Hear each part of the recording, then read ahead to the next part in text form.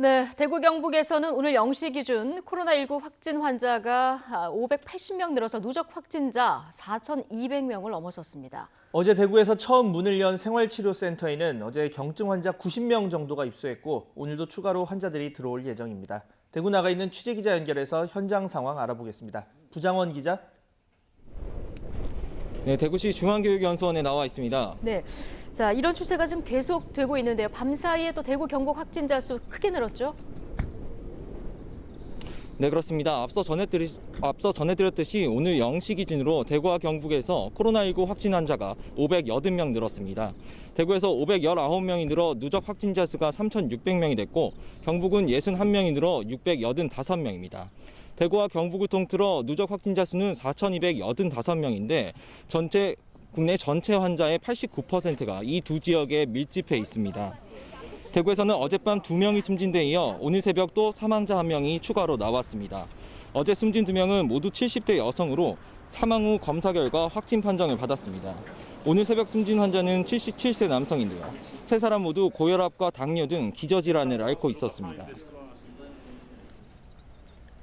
네, 대구에서는 앞서 얘기한 것처럼 이 경증 환자를 전담으로 하는 생활치료센터가 문을 열었는데 90명 넘게 입소한 상황이죠.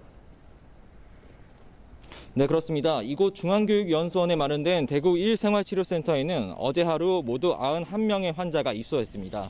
제 뒤로 보이는 4층짜리 건물이 환자들이 머무는 기숙사인데요. 1인 1실을 쓰고 있고 숙식 모두 방 안에서 해결하고 있습니다.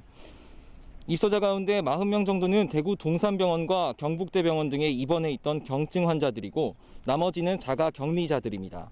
대부분 증상이 없거나 가벼운 환자들인데요. 한두 명 미열과 가벼운 기침 증상을 보였는데 나머지는 특별한 증세가 없는 것으로 전해졌습니다. 입소자들은 매일 오전 9시와 오후 5시 하루 2번 스스로 발열 등 증세를 확인하고 필요한 경우 의료진에게 치료와 상담을 받습니다. 이곳에 방이 160개 있으니까 아직 70명 정도가 입소가 가능합니다. 오늘쯤 추가 입소가 있을 것으로 보입니다. 예, 지금 얘기를 한 대구 1생활치료센터 여기가 꽉 차게 되면은 이제 다른 곳에 마련된 생활치료센터로 가는 겁니까? 예, 그렇습니다. 이곳 중앙교육연수원 다음으로는 경북 영덕의 삼성인력개발원연수원이 생활치료센터로 지정됐습니다. 현재 환자를 받을 준비를 하고 있는데 모레쯤이면 입소가 가능할 것으로 보입니다. 삼성연수원에 이어 경주의 농협교육원, 문경의 서울대병원 인대원 등도 이르면 이번 주 안에 경증 환자들을 받게 됩니다. 이렇게 확보할 수 있는 객실이 700여 개 정도 되는데요. 다만 대구에서만 2천여 명이 집에 대기 중이어서 지금 확보된 시설로는 부족합니다. 이에 권영진 대구시장은 어제 경증 환자들을 위한 3,000실 규모의 시설과 의료진을 확보해달라며 대통령 긴급명령권 발동을 요청하기도 했습니다. 하지만 시설을 찾는 일부터 쉽지 않습니다.